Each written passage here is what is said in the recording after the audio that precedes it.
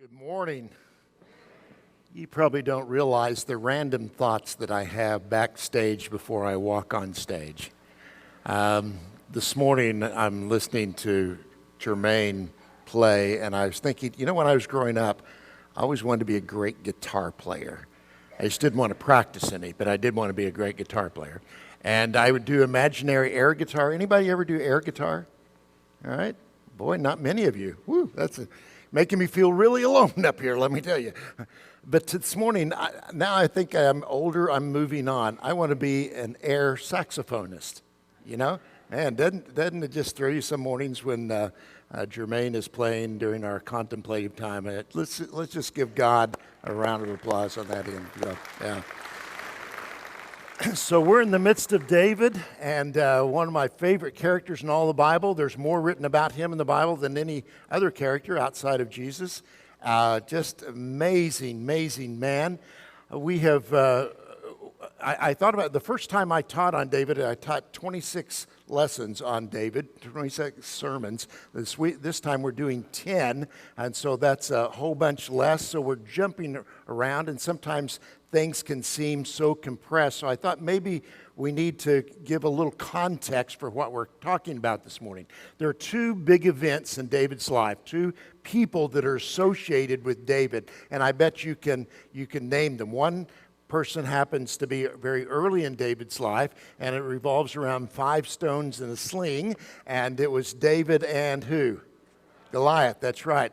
The other takes about a little bit later on in David's life, and it has to do with a woman whose name means Queen of the Bath. That's kind of strange. But it would be David and who? Bathsheba. His first service did the same thing. You came right out, Goliath! Bathsheba. It's like, I'm not sure I should mention her name or not.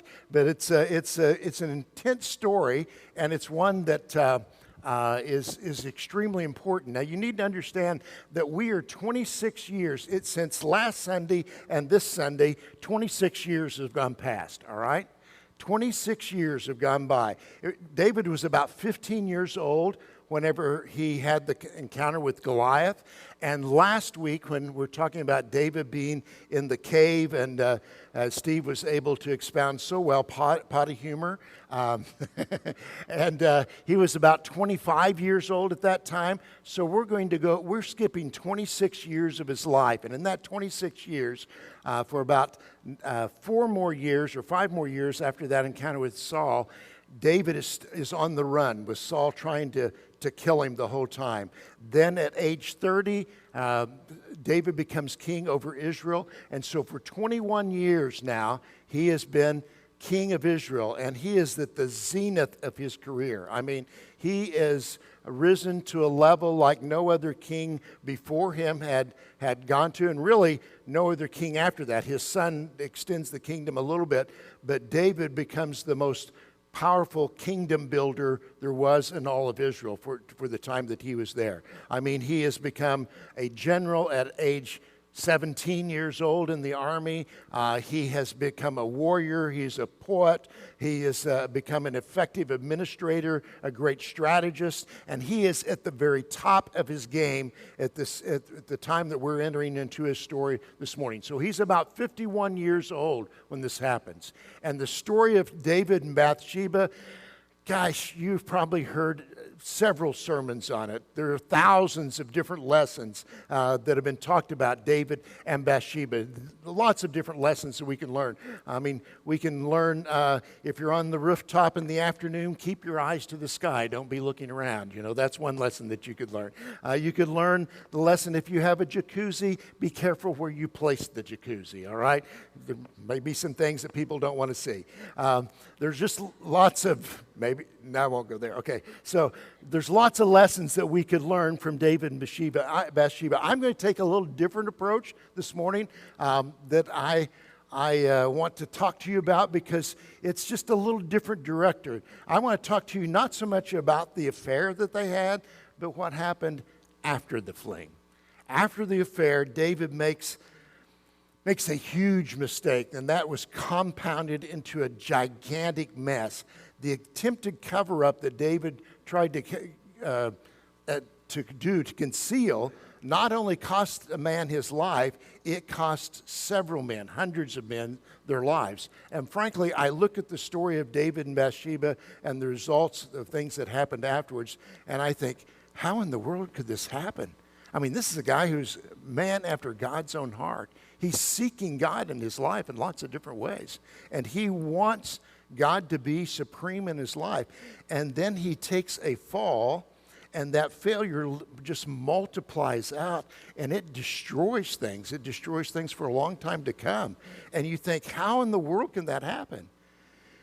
And then I realize it could happen in my life at any time. And it does. We're all prone to failure. We all have done stupid things. Just so I don't feel like the Lone Ranger up here this morning, how many of you have ever done something stupid? Those of you who don't raise your hands, I'm a little worried, all right? Because that tells me something about you, that either you didn't use your deodorant this morning or there's a problem with actually knowing where you are in your life, all right? So we have all made stupid mistakes. We have all done dumb things. We've all sinned in our life. And that's just a problem that we have. And it always confronts us. I mean, the temptation is always around us to be able to do something stupid. And I'm not just talking about the sin. I know I'm capable of sin. Most of you have said, I'm capable of sin. I'm capable of doing something stupid. But to think that we can be so deceived like David was in our thinking, that we think that we are so slick, so cool, so smart, that we can try to conceal that sin and push the consequences aside and keep moving them forward to at some point in our life where we think we won't have to pay any of the consequences. They're just going to be covered up and we're going to be fine. Until years later it comes back and bites us in the place that we don't like, you know? Now, if you want to know why you're here this morning, here's the bottom line of what I want to say today, all right? Bottom line. Don't want you to leave after you know the bottom line, but here's what it is. The bottom line is this. You really believe, I really believe, and you really believe that regardless of what you do, no matter how stupid it is, we believe that we are smart enough, that we are slick enough, that we are cool enough, maybe powerful enough, maybe wealthy enough, that we can cover things up so that no one will ever find out. And we believe deep down in our heart, we're all tempted to believe this, that there will be no consequences. We can cover things up and there will be no consequences whatsoever. And along with that, I just keep making this bottom line larger and larger, don't I? We believe that the internal turmoil that there is, whatever guilt there is within inside of us, is far better and far easier to control and doesn't have as much consequences as the external consequences would be if we actually came out and confessed it. We believe if we can continue to conceal, that we can live with those consequences inside, they will not take a toll in our life, and we can push them further on down in time. So here's David, 51 years old, at the very top of his game, and he encounters something that he fails at. He just simply fails. He sins. So in 2 Samuel chapter 11, let's go to that if we would.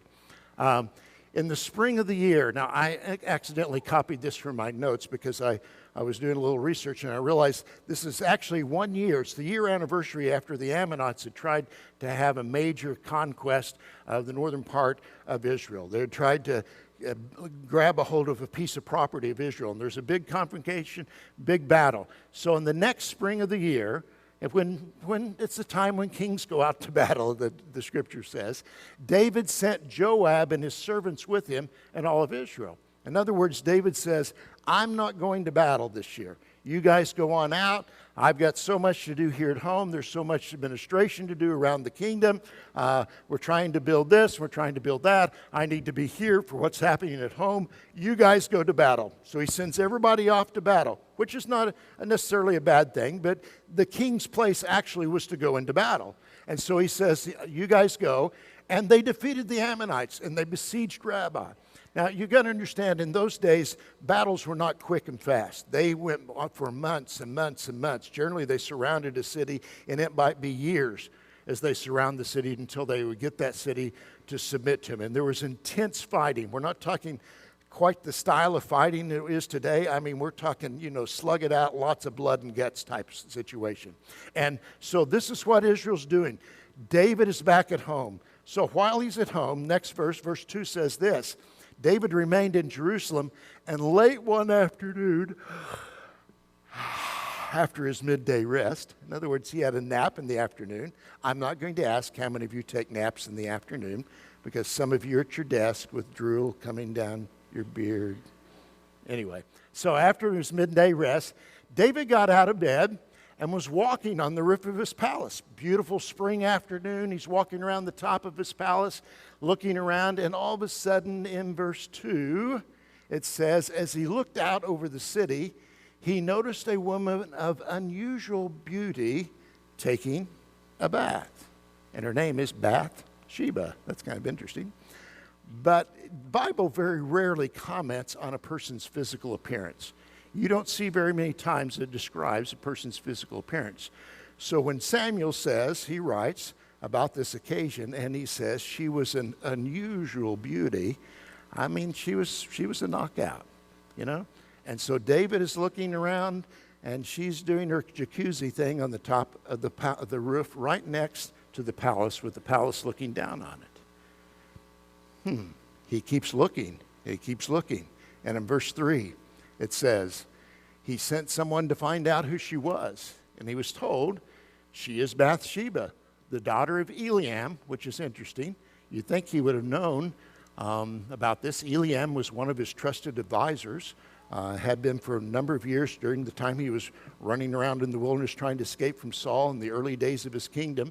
And the wife of Uriah is one of the mighty men of David. There were 30 of them. There were valiant warriors. Uriah was not originally a Jewish person. He was a Hittite. He became a Jew, lived in Jerusalem, lived right next to the palace. That would say something. Say that he was in a privileged state as a warrior, had a house right next to the palace, and the wife of Uriah the Hittite. But evidently David did not know her, or at least pretended he didn't, one of the two. Verse 4 says this: Then David sent messengers to get her, and she came to him, and he slept with her, and then she went back home. Wonder what they thought about that. Have you ever blown it? Made a big mistake? Maybe in the sexual area of your life. And David thought, I think, man, that was a dumb move. I don't know why I did that. Why did I do that? Maybe Bathsheba went home and she's thinking, oh, man, that was so stupid. I should not have done that. Shouldn't have done that. But it was the king. How could I not obey the king? And I'm going to add just a little side deal here. That so often, it was true then, it was true before then, it's true now. There are times when people of power, and you don't think you can resist. You don't think you can say no. And the result of things that happen in those situations are always, always, always tragic. And it always hurts people. And it always destroys lives. But sometimes we think we're powerful enough, we're wealthy enough, we're smart enough, we're slick enough that we can just push the consequences down the road and we won't have to deal with it. And so everything seemed to be fine. Both of them, I think, are probably not feeling good about the whole situation. Then verse 5 comes. Later, when Bathsheba discovered that she was pregnant, maybe a month, maybe 2 months, maybe 3 months goes by, she sent David a message saying, I'm pregnant. I don't think that was a welcome telegram that came to David. I don't know how the message was given to him, but I think he was figuring out, oh man, I was so dumb. You ever done something stupid? And later you find out you thought everything was fine, and something reveals the stupidity of what you did, the sin of what you did in your life. And it's just overwhelming.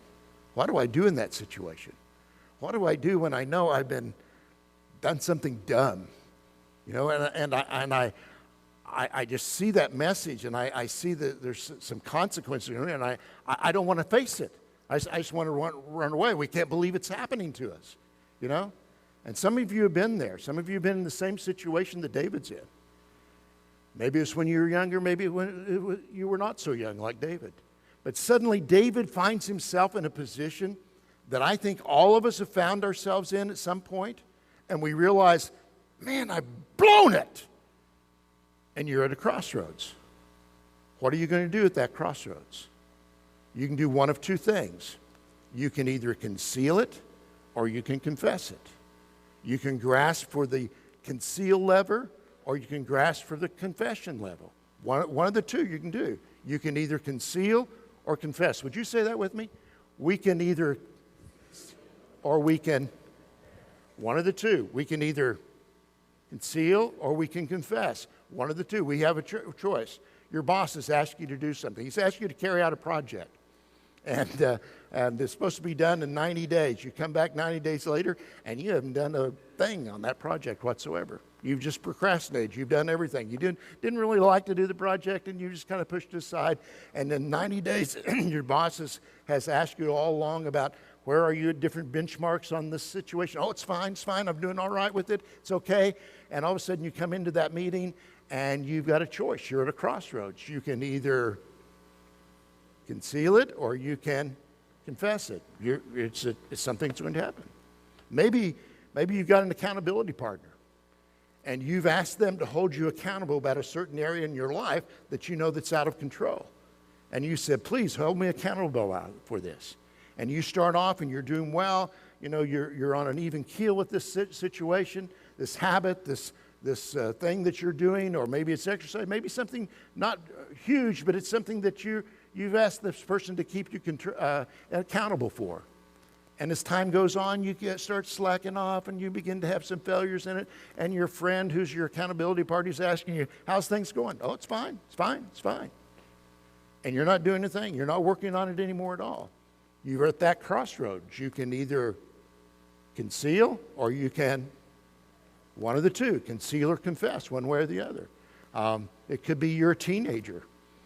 This morning we had a bunch of teenagers in first service, and I said, you and your parents may not be seeing eye to eye about something. There may be a person in your life that they've said, when you guys are together, the chemistry is just horrible. It's doing rotten things in your life. So I don't want you guys to spend time together anymore.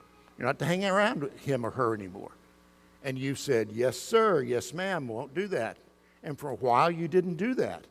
But now they're a part of your life. And again, your parents are asking about it, and you're at a crossroads. You can either conceal or you can confess. Maybe there's a habit right now, today, in your life. And you've been dealing with it for a long time. And you are so tired of dealing with this habit in your life. And you've asked somebody to help you with that. And they ask you the question, how are you doing with this? You're at a crossroads. You can either conceal or you can confess. That's a crossroads we come to time and time again. And it's one that David is at right now in his life. Maybe you've had an affair like David, and you can understand David's dilemma. Maybe you're here today and you're an affair stirring the waters of your marriage, but nobody knows. And you've chosen so far not to confess, but to conceal. Because at the moment right now, where you are, doesn't matter what the situation is, at the moment right now, the consequences of confessing seem to be so much bigger than the consequences of concealing.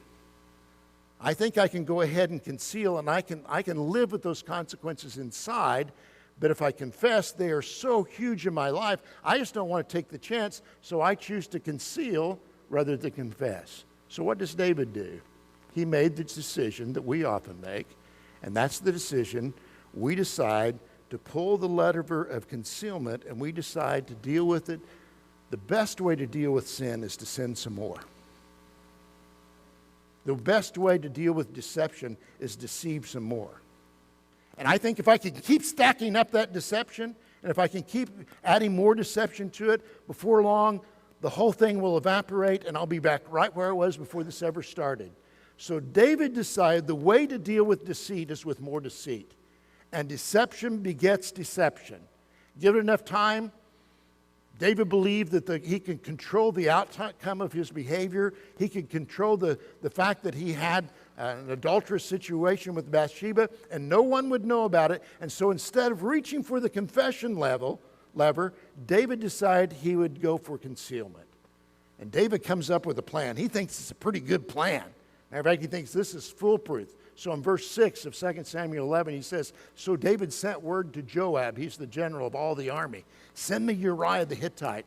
And Joab sent Uriah to David. In other words, if I can get this soldier, my loyal soldier, to come home from the battlefield, spend a few days with his wife, then everything's going to be fine. You know, it's going to be great. Verse 7, when Uriah arrived, David asked him, "Hey, how's Joab doing out there? How's the army?" And he was just passing some time. You know, I think you need a little time off, a little leave process. How's the war going? And what David is thinking is that he will go home, spend some time with Uriah, and since they've been on the battlefield, you know, this is going to take care of the situation. But Uriah has all the character that David does not have at this point. And in verse 9 it says this, but Uriah slept at the entrance to the palace with all his master's servants and did not go down to his house. And the next morning David discovers, sleeping right outside his door, his friend Uriah has not gone home to his wife. And I think David said, "Oh crap. This is not working out like I thought it's going to work out." And so he says, "Uriah, why didn't you go home and see your lovely wife, Bathsheba?" And Uriah says, "I couldn't do that with my men in the battlefield."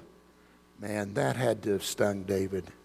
In verse 12, David says to Uriah, "Stay here another day. Tomorrow I'll send you back." And tomorrow came, and the next day I'll send you back. And so Uriah stayed in Jerusalem both that day and the following. But Uriah never went to his own home. He slept outside the palace door to guard David. So what's David going to do now? You ever been in that position? Come up with a great plan of concealment. It's going to work so good. And you put plan A into place, and plan A didn't work. And so you put plan B into work, and plan B bombs before your very eyes. What are you going to do now? You going to confess? Man, it's hard to confess now. I confess I had adultery and I've tried to cover it up. It didn't work, so am I going to tell that one? Probably not. So once again, because plan A failed and plan B bombed, you don't think you can confess right now. So now you've got to cover up some more. You've got to reach for the concealment lever once again. And in that situation, it seemed to David, and it probably seems to you, as it does seems to me, at that moment in our lives, the consequences of confession far outweigh the consequences of concealing. Of covering up, it sounds a whole lot better than confessing up. So in verse 14, it says this, "In the morning, David wrote a letter to Joab and sent it with Uriah. The letter instructed Joab, station Uriah on the front, on the front lines where the battle is the fiercest. Then pull back so that he will be killed. And when the enemy soldiers came out of the city to fight, Uriah the Hittite was killed along with several other Israelite soldiers. In other places we find that it was over 100 soldiers were killed with Uriah at the time." So here's David. And man, you wonder how he could sink so low. He writes out a letter to Joab, puts it in the hands of Uriah, his loyal, trusted servant, warrior. And he says, "Take this to your commander." So Uriah takes the long journey back to the front of the lines, and he's carrying the orders to kill him. And Uriah carries them out faithfully. And he makes it to the front, and everyone is killed. And Uriah says, nobody knows except Joab now. Nobody knows except for Bathsheba now. And David hands Uriah's death warrant off, and he sees that it happens, and he comes back, and the whole nation mourns the death of this great warrior and the people who died in battle. And Bathsheba is comforted by David. David takes her into the castle with him, into the palace with him, and he marries her, and he goes, whew, boy, I made it through it. Concealment done. Nobody's going to know about it.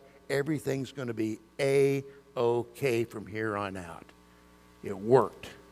And it seems like nobody but just a few understand the situation. Next week we're going to talk about when Nathan comes in and confronts David with it, but it deserves its own week on teaching. But in covering David's sin, I've got to tell you, David lost so much. The consequences cost David so very much. Losses that he didn't figure into the equation when he was working out his concealment plan A, B, and C. They weren't there. We never think about those things. We never do. We always think, I'm smart. I'm slick enough. I'm cool enough to come up with something to avoid the consequences. But we're not. We're not that smart. We're not that slick. And the result of David's sin and the cover-up, he lost so much more than he would have lost if he had simply at the first confessed his sin of adultery. If he had just come out and confessed that sin with Bathsheba, the loss would have been far, far less. But at the moment of time when David realized his stupidity, he decided he would cover up and he would conceal. The Bible tells us about the consequences. It stretches out for years in David's life. And the consequences of his actions, not the sin of Bathsheba, of adultery, but the sin of the cover-up, were this. David lost the child that he and Bathsheba conceived. He lost his firstborn son later on, Amnon, because this concealment wrecked relationships within the family. He lost his thirdborn son, Absalom, whom he loved dearly. He lost for a period of time his kingdom. He lost respect for the people. And the list goes on and on and on and on. And we find David later in looking back on this incident, and here's what he would say to us today if he were standing where I'm standing right now. He would say the thing with Bathsheba was bad. That was dumb. But my biggest mistake was thinking I was cool enough, I was smart enough, I was slick enough, I was powerful enough to pull off a cover that no one would discover, and it would have no consequence in my life whatsoever. I could do anything I wanted to do and undo it. But he said, because of that, I've lost my family. And I think if David were here this morning, he would look at your situation and my situation, and he'd say, I don't care what it is. Confess it. Deal with it. Run through the fire with it. My question is, why do we struggle with this? Why do I struggle with this? Why is it that when we blow it, we just resist the whole idea of confession?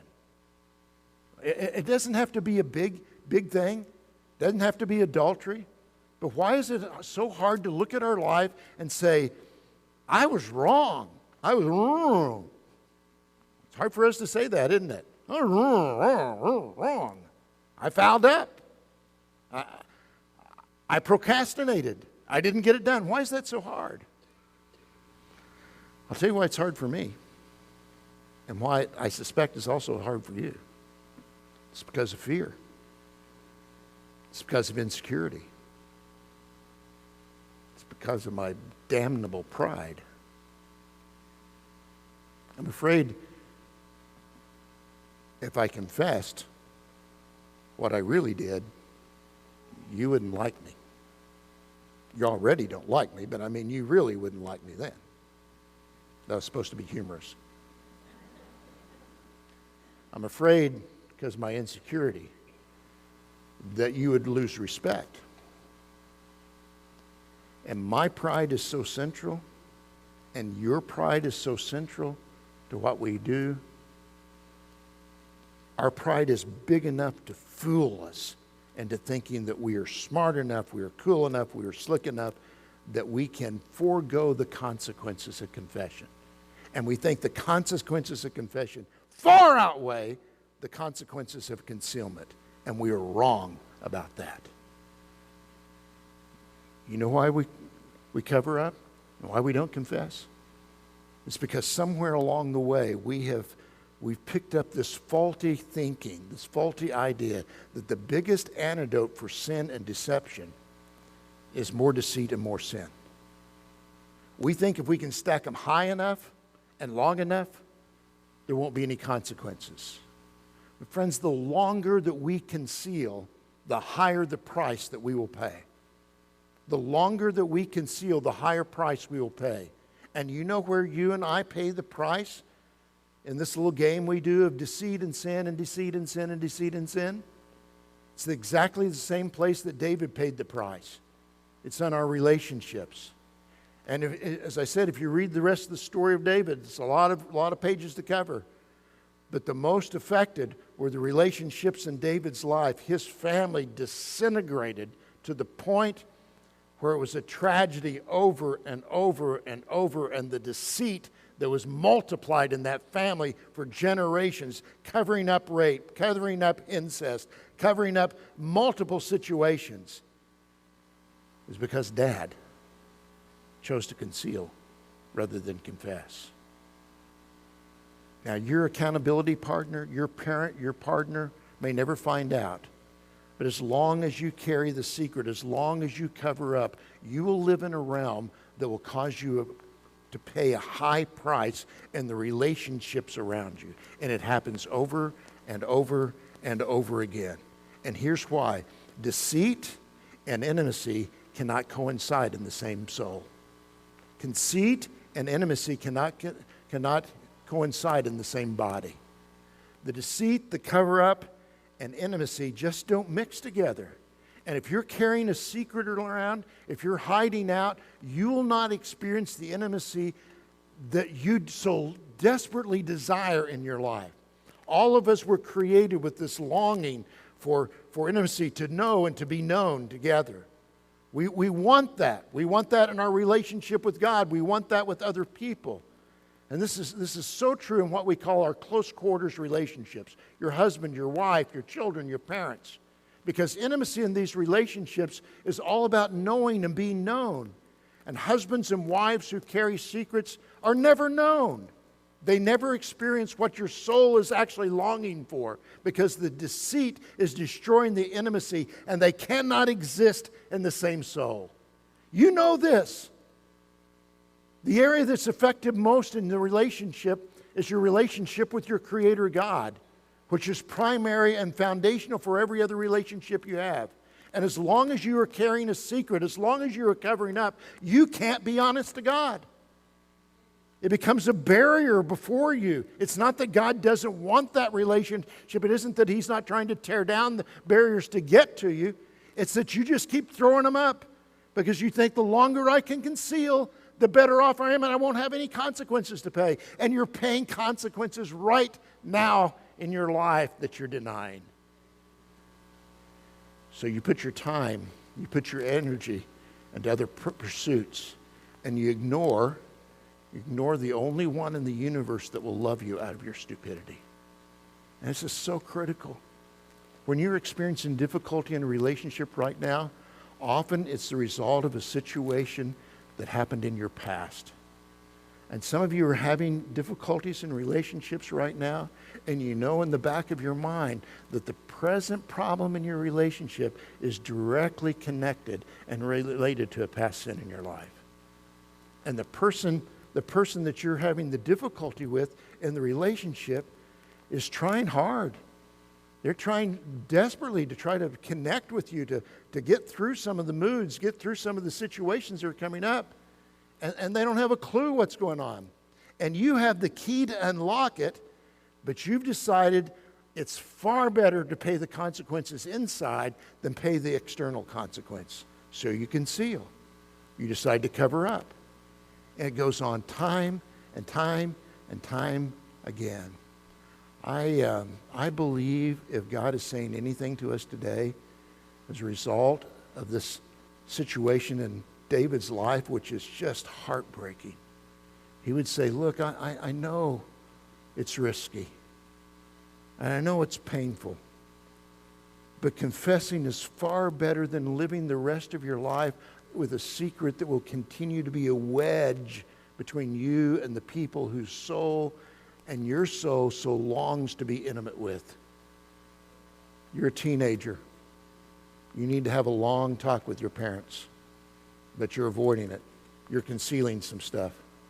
Your dad comes to you and says, how you doing? Trying to be friendly. And you man, I'm fine. I'm fine.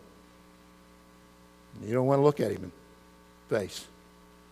You don't want to look at your mom in the face because you're hiding. You're concealing. And as long as that concealment happens, that relationship won't, and they're trying to find some way, they're looking for like crazy to build a relationship with you, and you think, oh, I just can't stand their intrusion in my life. And the reality is, you just don't want them to find out what you're concealing. Now, I got to tell you, if you're thinking, if they find out, they'll kill me, it's a possibility. It's more likely you just won't see the light of day for a while. But you'll get over that. They won't kill you. They really won't kill you. You may limp, but they won't kill you. So is it worth it? Man, it's worth it to have a clear conscience. You can't experience real freedom till you do. And I know I'm looking at individuals right now who have messed up. I won't ask you to raise your hand on that one, but we've all messed up. And the question I think that this segment of the life of David is asking us today is, which lever are you reaching for? The confession level or the concealment lever? And if you say, if I pull that concealment lever and I could pull it long enough and I come up with enough plans, I won't have to pay the consequences. And the reality is, you're experiencing the consequences right now, and they'll be far greater by your continued concealment. You and I have a God who loves us so much that he's saying to you today, be free. Be free. Confess and be free. If you hold on to the secret, you're in bondage. That secret will keep you in bondage. Confess it and be free. The lie is that the more deception leads to freedom. The truth is confession and repentance really is the road to freedom. You confess, that leads to repentance, putting the sin behind you, change of direction in your life. You may need to make amends. You may need to make restitution. That's good, but that will win the relationship in the process. I'm going to ask that we're going to stop, and I'm going to ask that you just simply bow your heads with me for just a second.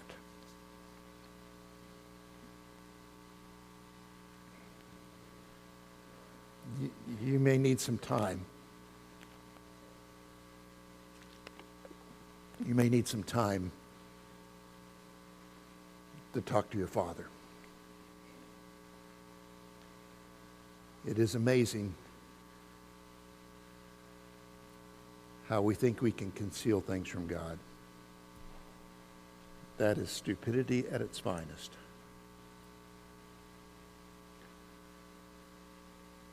Father, I know how sensitive this is, and I ask your Holy Spirit to directly speak to our hearts. Hearts that even now are attempting to conceive plans F, G, and H. Father, we need your Spirit to come into this room in a powerful manner and bring conviction to stop concealing and begin confessing. If you're ready to do some confessing, would you pray this with me? Father, I confess I'm attempting to cover things up. Forgive me. Father, I confess, and I would ask that you would name the specific sin, specific mess that you're in. I ask for your forgiveness, Father. Grant me the courage to go to the person that I have wronged and tell them I am wrong.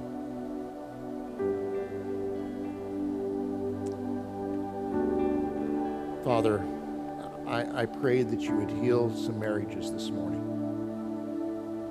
Father, I pray that you would heal some generational stupidity that has gone on for many, many years. I pray, Father, for your healing in lives and the conviction that it's better to confess than conceal. Father, would you break down our pride and give us wisdom and discernment on how we might apply this lesson from David's life this morning. In Jesus' name, amen. I was talking with an individual this week, and he asked me a question, and I turned to the book of Hebrews for us to discuss the thing that he asked. And I was looking in Hebrews chapter 3, and I thought, oh man, wished I'd thought about this to put it in my lesson this morning. In Hebrews 3, verse 15, it says, today, well, it's still called today, do not harden your hearts, but confess your sin. And so often we'll say, I'll deal with it mañana, and we try to push it back. But today, if you hear his voice, don't harden your heart. Don't walk away. Don't continue to pay the consequences that's going on inside of your life. Today, confess. Ask God to come in and give you that courage to take whatever that next step may be for you. It will be the most freedom, bondage-breaking thing that you can do in your life. And I pray you'll take that step. If you need to make a decision this morning, perhaps to accept Jesus as your Savior, your forgiver and leader of your life, we'd love for you to come. Maybe there's prayers that you need to ask for. Don't know what it might be, but if you have something you need to pray about, won't you come as we stand and we sing.